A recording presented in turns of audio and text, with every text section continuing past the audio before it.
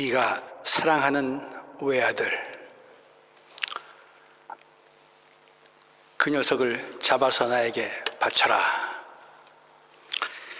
이처럼 끔찍한 명령을 하신 분이 하나님이십니다. 일반적으로 오늘 본문을 이렇게들 해석합니다.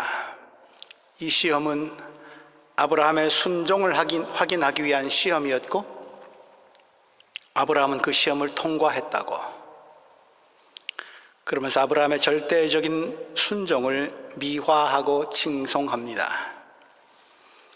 75세에 하나님의 부르심을 받아서 고향과 친척 떠나 하나님이 가리키신 곳을 향해서 걸었던 아브라함. 안 그래도 그만만 해도 순종의 사람인데 자식을 잡아 바치라는 시험까지 통과했으니 순종하면 단연코 아브라함입니다. 아브라함의 믿음과 순종을 본받읍시다. 지당한 말씀이고 익숙한 해석입니다만 왠지 아브라함, 그분은 머리끝부터 발끝까지 순종이라고 하는 프로그램만 입력된 아무런 생각도 없는 로봇 같은 느낌이 듭니다. 이런 해석이 전통적인 해석이긴 하지만 왠지 아브라함의 인간적인 고뇌와 아픔이 자식을 잡아 바치는 애비의 심정이 느껴지질 않습니다. 덴마크의 철학자 키에르케고르가 쓴 공포와 전율이란 책이 있습니다. 이해할 수 없고 받아들이기에는 더욱 힘든 하나님의 명령을 따르고 있는 아브라함의 심경과 행동을 심리학적으로 이처럼 섬세하게 묘사한 책도 아마 없을 것입니다. 키에르케고르는 모리아산에 오른 아브라함이 이삭을 번제물로 드리기 위해 아들을 결박하면서 묶으면서 이렇게 혼자 조용히 말했을 것이라고 쓰고 있습니다. 하늘에 계신 주님, 감사합니다. 제가 당신에 대한 믿음을 잃는 것보다 아들 이삭이 나를 짐승만도 못한 인간으로 생각하게 하는 편이 더 낫습니다.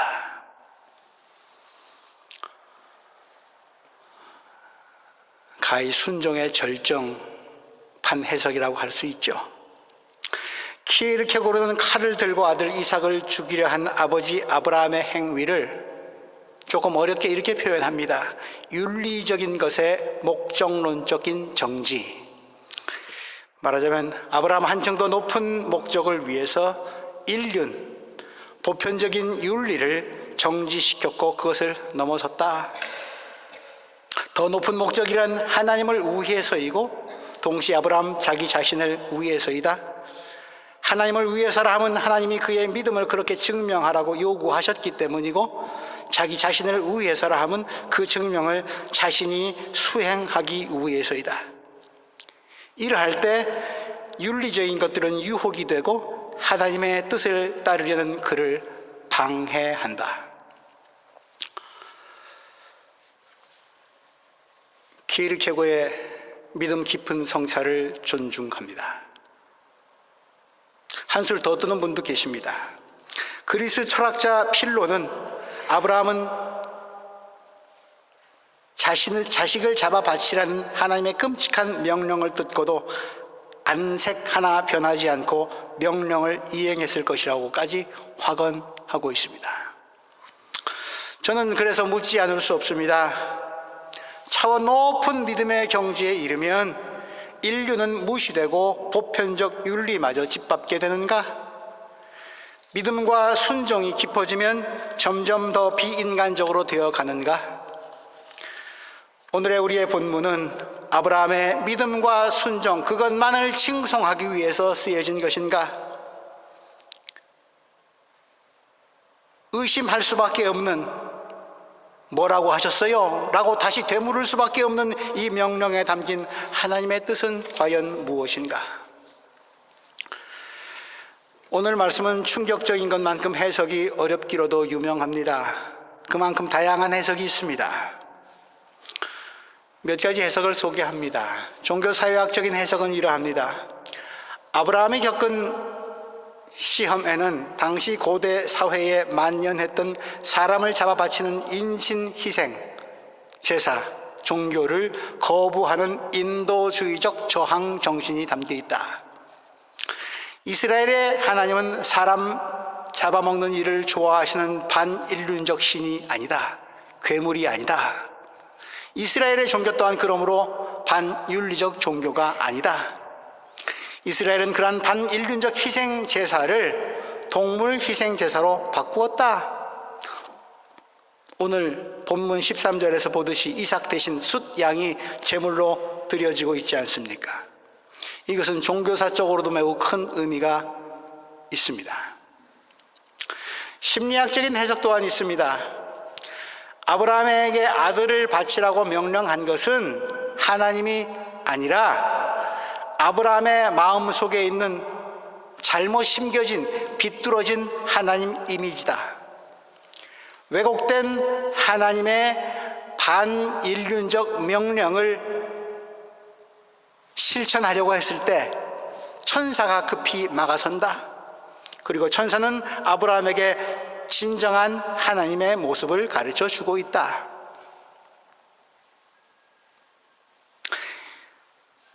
이런 심리학적 해석도 있습니다. 이삭이 점점 자라 성인이 되어감에 따라 아브라함은 아들을 경쟁자로 느꼈다. 하갈과 이스마엘을 내쫓게 만든 아내 사라에 대한 미움도 도사리고 있었다.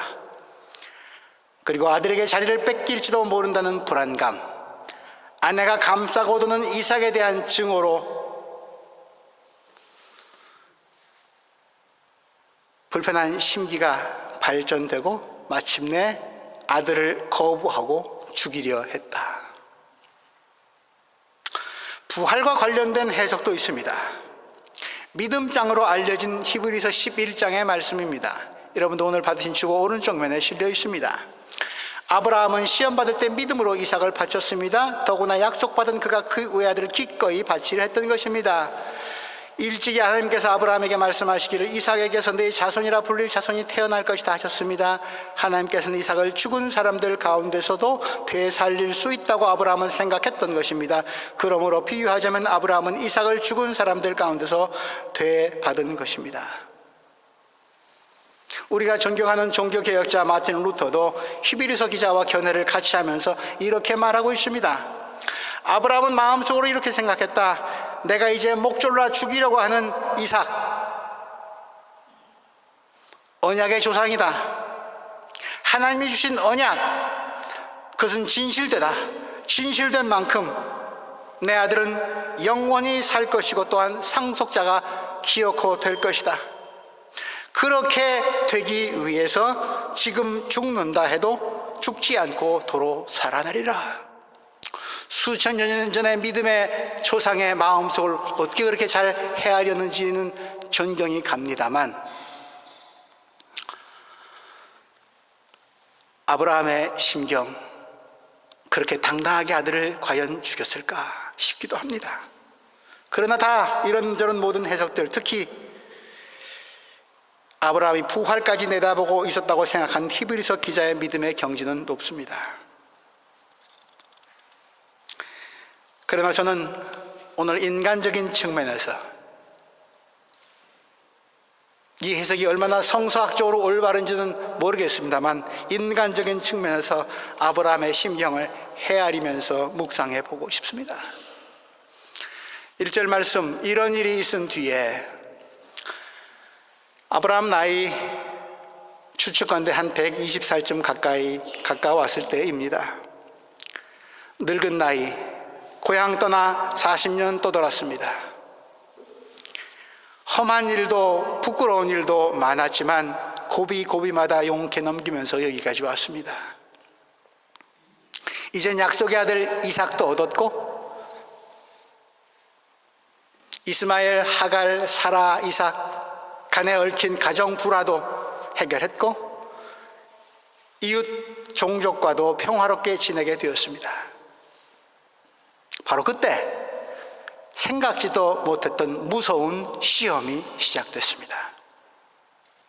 내 아들을 잡아 바쳐라. 우리에게도 그런 경험이 있지 않습니까?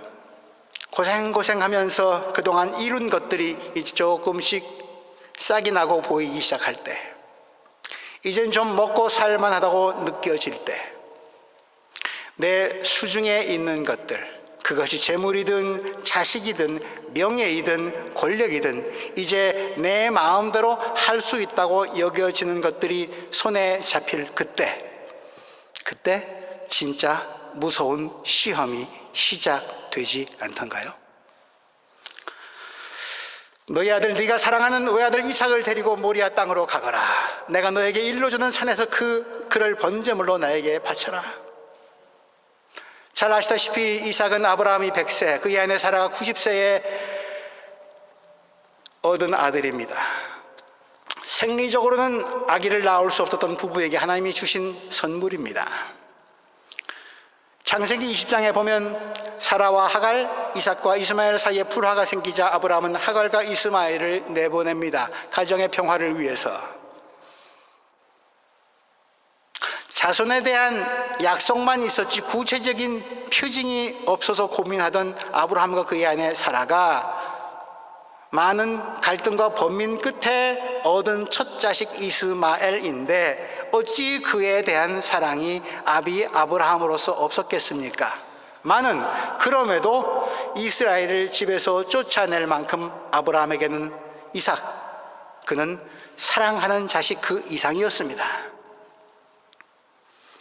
이삭은 하나님의 구원 약속, 자손 대대로 이어지는 무궁한 축복 그 자체였습니다. 그런데 하나님이 갑자기 이 아들을 내놓으라는 겁니다. 그러므로 아브라함이 받은 충격은 아들을 잃는다는 것에만 머물지 않습니다. 이삭은 하나님으로부터 받은 약속이요 아브라함의 미래이기 때문입니다. 그런데 이제 그 미래가 사라져 버리게 된 것입니다. 게다가 그 미래를 자신의 손으로 없애버려야 합니다. 그것이 하나님의 명령이었습니다.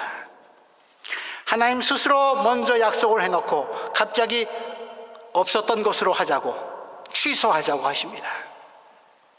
영원히 인간은 변해도 영원히 변치 않으셔야 할 분이 그런 말씀을 어찌 하실 수 있습니까? 하나님의 모순이고 자가당착입니다. 그러므로 이삭의 죽음은 2중, 3중, 4중의 죽음입니다. 이삭 본인의 죽음이요, 아비의 죽음이요, 가족의 죽음이요, 미래의 죽음입니다. 모순덩어리 하나님으로부터 마른 하늘의 날벼락보다 더한 명령이 떨어진 그날 밤, 아브라함 잠을 이룰 수 있었을까요? 성경은 아브라함의 심경에 대해서 침묵하고 있습니다. 하나님 왜 이러십니까? 차라리 데려가시려면 날 데려가십시오. 어느 부모라도 했을 그 정도의 기도는 물론 했을 것입니다. 그러나 온 밤을 번민하고 부르짖어도 하나님은 침묵하십니다. 그리고 3절 말씀, 아브라함이 다음날 아침에 일찍 일어나서 하나님이 그에게 말씀하신 곳으로 길을 떠났다. 날은 밝았지만, 밤새도록 부르짖었지만 하나님은 침묵하시고, 새벽은 밝아오지만 아브라함의 마음은 여전히 깊고 어두운 밤이었을 겁니다. 희망이 사라지고 미래가 무너진 그 깊은 어둠 속으로 아브라함은 길을 떠납니다. 오늘 본문에는 아브라함이 하나님의 모순에 대해서, 자가당착에 대해서 묻거나 따지는 장면이 없습니다. 우리는 기억합니다. 소돔과 고모라 성이 심판받았을 때 그 안에 있는 사람들을 위해서 의인 50명에서 10명까지 줄여가면서 하나님하고 협상까지 했던 그가 정작 자신의 무고한 아들의 죽음 앞에서는 침묵하고 있습니다. 다 쏟아내고 퍼부었지만 하나님은 침묵하시고 이제 그에게 남아있는 것이라곤 순종뿐이기 때문일까요? 순종이라기보다는 체념 아닌가요? 하나님이 가라고 명령하신 그곳으로 가고 있는 아브라함의 믿음이, 오늘 이 아침의 믿음이 하나님께서 하늘의 별들을 바라보라고 하시면서 후손을 약속해 주셨던 그날 밤의 믿음과 같았을까요? 이제 그곳에 이르러서 이삭을 번제물로 바치면 밤하늘의 별 같은 자손들은 다 사라져 버릴 것입니다. 그럼 바치지 않으면 될 것 아닌가? 그러나 믿음 좋은 아브라함, 그것 또한 하지 못할 일이었습니다. 왜냐하면 그것은 하나님에 대한 믿음을 버리는 것이었기 때문입니다. 아들을 붙잡을 것인가, 하나님을 붙잡을 것인가? 어둠보다 깊은 하나님의 침묵 속에서도 아브라함은 그럼에도 불구하고 여전히 하나님을 붙잡고 놓치지 않으려고 매달리고 발버둥치고 있습니다. 하나님이 아브라함에게 가라고 하신 곳, 아브라함이 사흘 길 걸려 도착한 그곳은 하나님의 약속이 사라져버린 곳, 하나님에 대한 기대가 사라져버린 곳, 하나님이 아브라함을 버리신 곳이었습니다.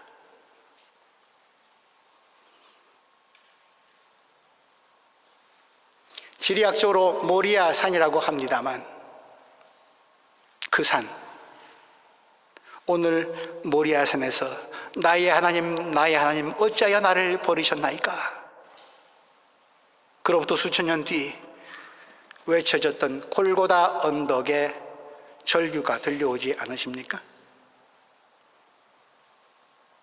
그러나 사실 따지고 보면 아브라함에겐 이삭은, 이 아들은 내 거라고 주장할 만한 근거는 별로 없습니다. 선물로 받았기 때문이죠.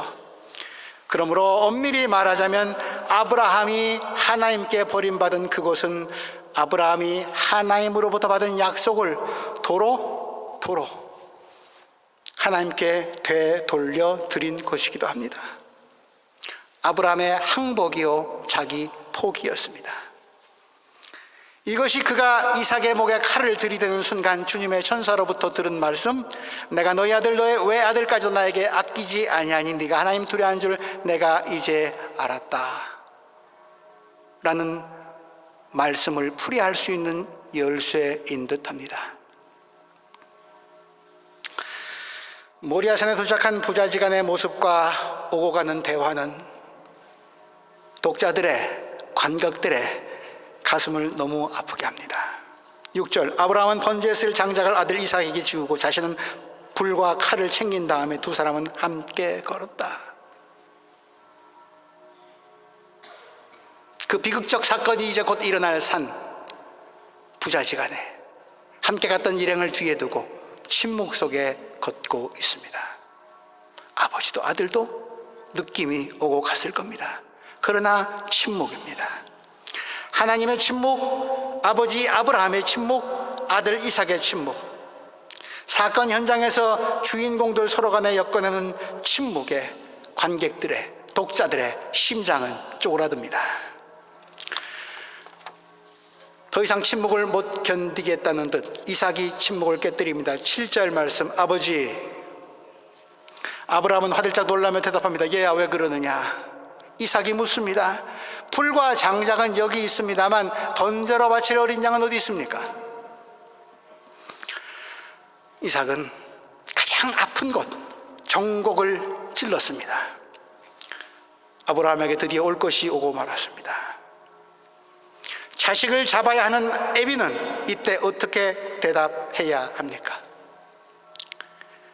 지금 이 시간이라도 정황상으로 하나님이 나타나시든가 무슨 대답해 주셔야 하나님답지 않습니까?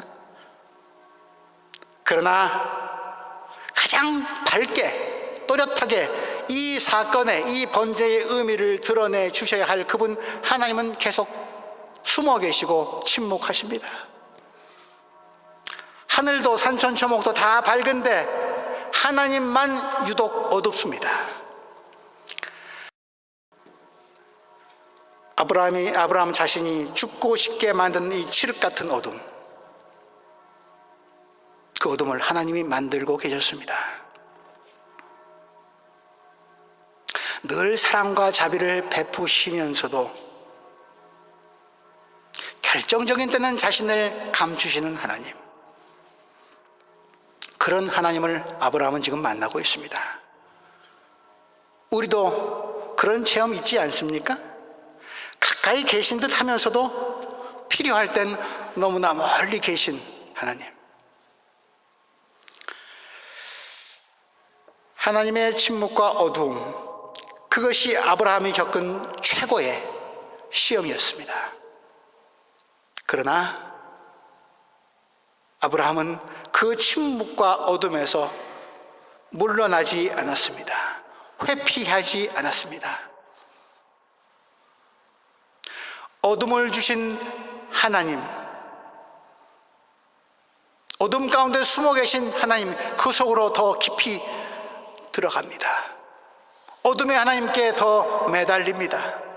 어둠을 걷어내기 위해서 어둠 속으로 더 깊이 들어간 것 같습니다. 마치 십자가를 지심으로 십자가를 극복하신 예수님처럼 말입니다.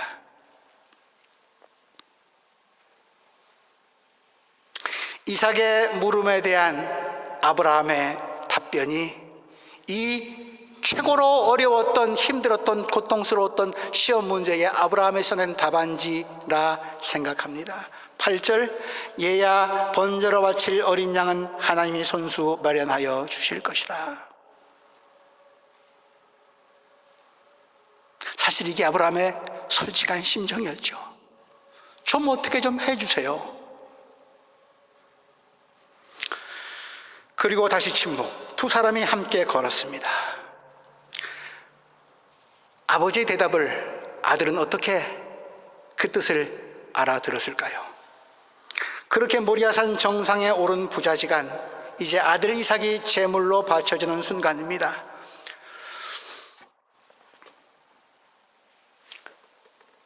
그림에서 보시듯이 렘브란트가 그린 이삭의 희생이라고 하는 그림입니다. 아브라함이 아들 이삭의 목을 꼼짝 못할 정도로 이기고 있습니다.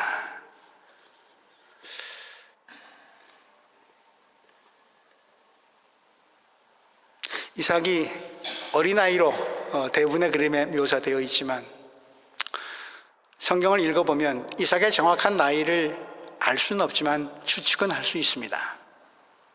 사라가 90세에 이삭을 낳고 이제 23장에 가면 사라가 죽음을 맞이합니다.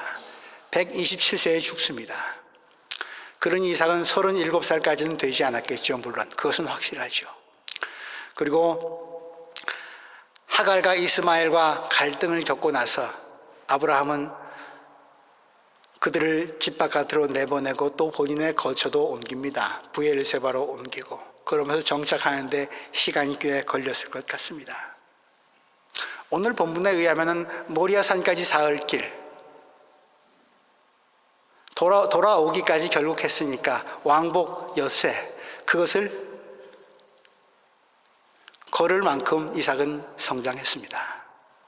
어린아이로서는 조금 힘든 길이었겠죠. 그리고 산에 오를 때 아버지는 아들에게 장작더미를 지웁니다. 그런 것을 짊어질 만한 나이입니다. 그러니 추측컨대 적어도 사춘기 정도는 지난, 20살까지는 안 됐을지라도 10대 후반에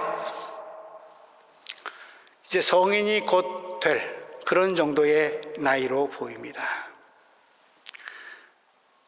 아버지 아브라함은 120살 가까이 되었을 것입니다. 100살 넘은 노인이 20세 청년을 묶을 수 있을까요? 그 노인이 자신을 묶으려 할 때 묶일 필요도 없었고, 자신을 죽이려 할 때 무기력하게 그냥 멍하게 당하고 있을 그런 나이는 절대로 아닙니다. 그러므로 이삭이 묶이고 자신이 지고 간 제단 장작 위에 올려진 것은 아브라함의 강요나 힘만으로 될 일이 아닙니다. 이삭의 협조, 나아가 이삭이 자원하는 마음 없이는 불가능합니다. 어떤 면에서 순종이라는 측면에서 본다면 부전자전을 넘어서 이삭이 아버지 아브라함보다 훨씬 더 월등해 보이기까지 합니다.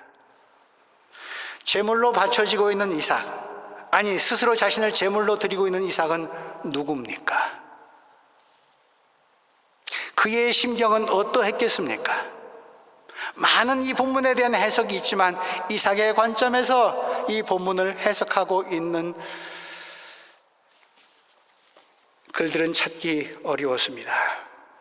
아브라함이 물론 주인공처럼 나오긴 합니다만 이삭 없는 번제, 무슨 의미가 있습니까? 오히려 이삭이 주인공 아닌가요? 이삭의 마음을 헤아리면서 이 사건을 읽고도 싶습니다. 또 다른 과제가 되겠기에 이 짧은 시간에 다 말씀드릴 수는 없을 것 같습니다. 그러나 여러분들 오늘 받으신 주보 오른쪽면 히브리서 말씀과 이사야서의 말씀 두 곳의 말씀을 참고하시기 바랍니다. 그리고 이 말씀에 드러나 있는 어린 양 혹은 예수 그리스도의 심경, 그것을 이삭과 한번 좀 견주어 보셨으면 합니다.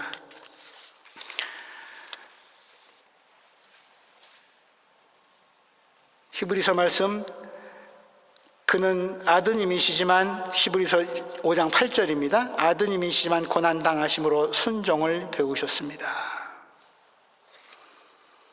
부르짖음과 큰 기도를 하나님께 아뢰지만 침묵하신 하나님 앞에서 순종함으로 고난당하심으로 우리에게 생명길을 열어주셨다는 말씀이죠. 이삭의 순종, 스스로 제단 위에 올라간 이삭, 나의 하나님 어찌하여 나를 버리십니까? 하나님 아버지에게마저도 버림받은 골고다 십자가 예수님이 생각나지 않으십니까? 애써 이렇게 연결시켜 봅니다. 이삭처럼 예수님은 하나님 아버지께서 사랑하는 아들이었습니다. 이삭처럼 예수님은 스스로 십자가를 지고 언덕 위를 오르셨습니다. 이삭처럼 예수님은 부당한 재판을 받으시면서도 침묵하셨습니다. 이삭처럼 예수님은 기꺼이 당신 자신을 제물로 바치셨습니다. 이삭처럼 예수님도 사흘 만에 죽음에서 구출되셨습니다. 그러므로 하나님은 윤리적인 것에 목적론적 정지를 요구하시는 것이 아니라 아브라함에게 오늘 행동으로 하나님이 내신 시험 문제에 답하기를 요구하고 계십니다. 하나님의 마음에 들기 위해서는 그 어떤 윤리적인 것도 포기할 수 있어야 된다는 것이 아니라 애비로서, 인간으로서 더 사랑하고 더 깊이 사랑하고 더 바르게 사람을 사랑하는 일, 그것이 무엇이냐? 그것 위해서 네가 포기해야 될 것이 어떤 것이고 바로 보아야 될 것이 어떤 것이고 놓아야 할 것이 어떤 것인지, 머리나 입술이 아니라 네 몸으로, 삶으로, 행동으로 보여다고.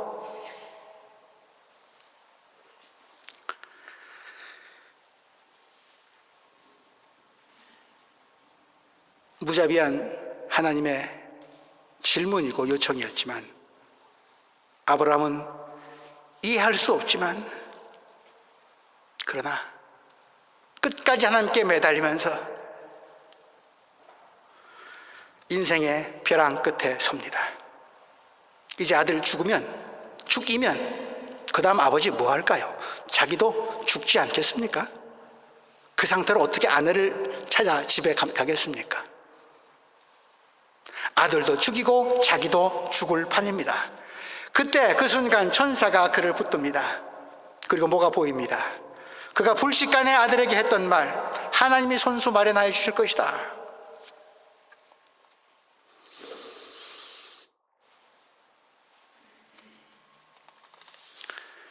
여호와 이레의 순간입니다. 천사가 한 말, 네가 이제 하나님 두려워하는 줄 이제야 알았다. 하나님이 뒤늦게서야 형광등처럼 깜빡깜빡거리다가 깨달으셨다는 뜻이 아니라 몸으로 행한 아브라함의 응답. 그래, 알겠다 라고 대답하신 것이죠.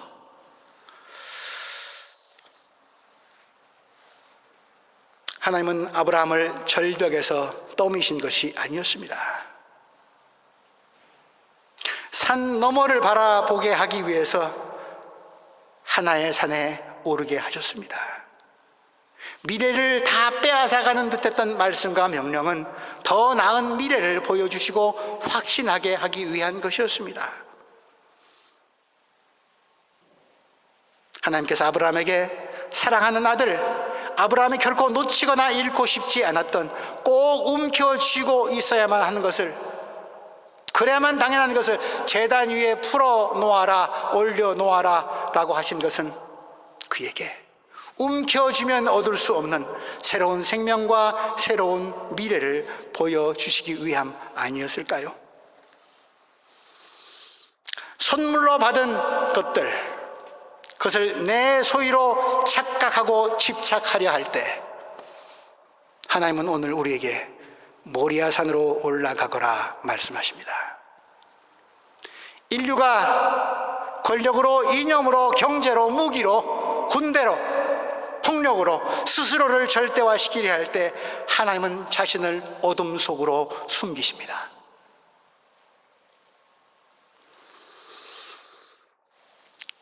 그러나 우리는 하나님이 우리를 이끄시는 길에 있어서 스스로 당신께서 하신 구원 약속과 멀어지는 듯이, 그 구원의 약속을 안 지키는 듯이, 심지어는 파괴하는 듯이 보일지라도 회피하거나 두려워하지 마십시오. 가던 길 돌이키지 마십시오. 하나님은 우리에게서 돌아서신 것이 아니기 때문입니다. 숨어 계실 뿐입니다. 우리의 몸의 응답을 기다리면서 숨어 계십니다. 그리고 그렇게 하심으로써 우리로 하여금 산에 오르게 하시고, 움켜잡았던 것 놓게 하시고, 산 너머의 새로운 미래를 보게 하십니다. 함께 가야 할 길을 걷게 하십니다. 그러면 여호와 이레는 이런 뜻도 되겠네요. 하나님이 손수 마련하신다?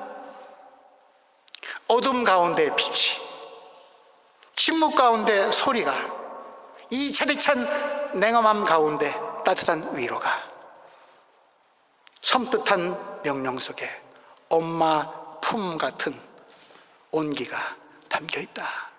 그게 하나님이 종래 준비하시는 여호와 이레라고 그렇게 말하고 싶습니다. 말씀을 정리합니다. 바침으로 다시 얻은, 드림으로 다시 되찾은 아브라함과 이삭의 모리아산, 그리고 여호와 이레, 십자가의 길로 구원을 이루신 주님의 뜻, 죽음으로 생명문을 여신 주님의 방식, 주님의 골고다 언덕. 오늘 찬양팀이 찬양했듯이 이제 우리에게 맡겨진 그 소망, 그 사랑, 그 생명, 아름답고 눈부신 십자가의 길을 이루어가는 여러분들 되시기를 주님의 이름으로 기원합니다. 하나님, 우리도 아브라함과 함께, 이삭과 함께 모리아산에 오르게 하소서. 주님 혼자 그 언덕 십자가 지고 가게 만들고, 팔짱 끼고서 구원받았다고 희희낙낙거리지 아니하게, 이기적인 그리스도인 되지 아니하게, 종래는 천국문에서 쫓겨나 슬피 울며 이를 가는 버림받은 자식 되지 아니하게 사순절 지내고 있는 오늘 우리를 모리아산에 세워 주옵소서. 예수님 이름으로 기도합니다.